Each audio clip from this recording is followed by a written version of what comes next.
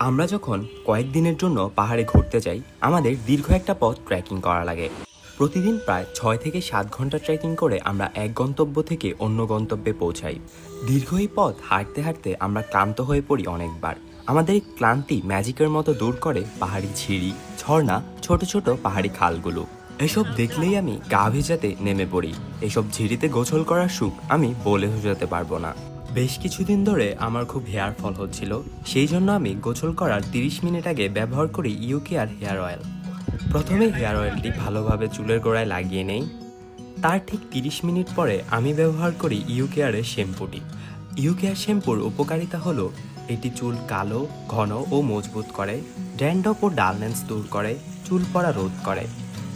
Best result পেতে আপনাকে ইউকেআর hair oil ও ইউকেআর shampoo দুটিই ব্যবহার করতে হবে।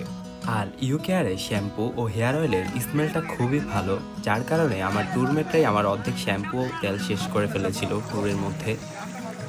ম্যাজিক্যালি আমার চুল পড়া অনেক কমে গিয়েছে ইউকেআরের শ্যাম্পু ও হেয়ার অয়েল ব্যবহার করার পর। হেয়ার ফল নিয়ে আমি বেশ প্যারা খেয়েছিলাম, জায়গাটা অনেকটাই কমে গিয়েছে।